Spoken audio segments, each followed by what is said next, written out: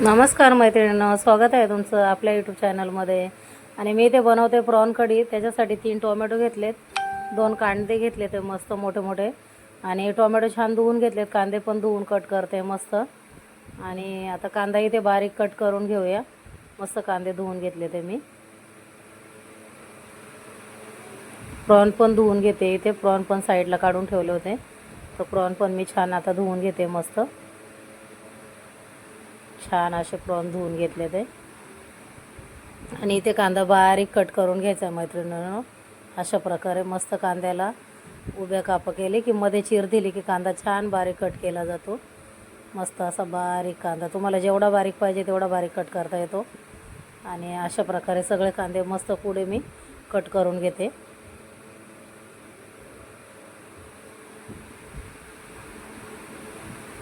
इथे छान मस्त मैत्रिणींनो टोमॅटोची पुरी पण बनवून घेतली आहे.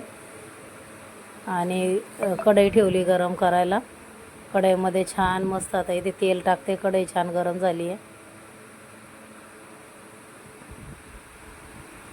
आणि तुम्हाला आवडत असेल तर मैत्रिणी तुम्ही टोमॅटोची पेस्ट केली, त्याच्यात 1 मिरची, आलं लसूण पण पेस्ट करू शकता.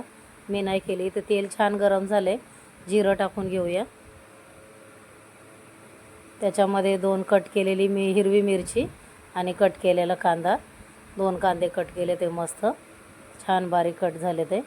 आणि छान इथे कांदा आता मिक्स करून घ्यायचा आहे मैत्रिणींनो. आणि कांदा कसा मस्त मिक्स झाला ना की मग छान, आणि भाज्यांना पण कलर वगैरे छान येतो. कांदा ब्राऊन नाही करायचा आहे, पिंक ठेवायचा आहे. कांदा मस्त सॉफ्ट झाला. इथे मीठ टाकून घेतलं आहे मी याच्यात.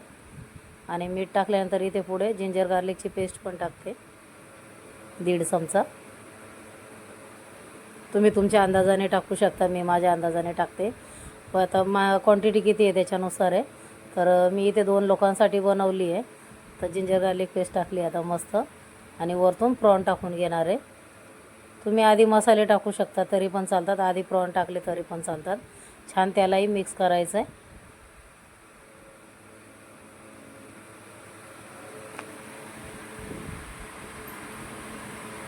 याच्यामध्ये जिरा पावडर टाकली मी 1/2 चमचा. नंतर हळद टाकते 1/2 चमचा. थोडीशी इथे धना पावडर टाकणार आहे. धना पावडर टाकल्यानंतर परत चांगलं मिक्स करून घ्यायचं सगळं.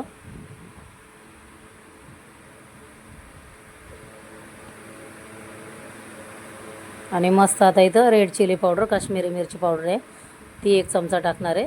स्पून छोटे छोटे आहेत मैत्रिणींनो, तर 1 चमचा टाकला आहे मी. आणि छान आता याला परत मिक्स करायचं.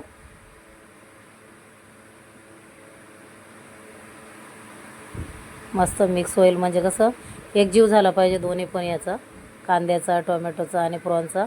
आणि इथे वरतून टोमॅटोची पेस्ट बनवलेली ती टाकून घेते. आणि मस्त त्याला पण परत मिक्स करायचं आहे.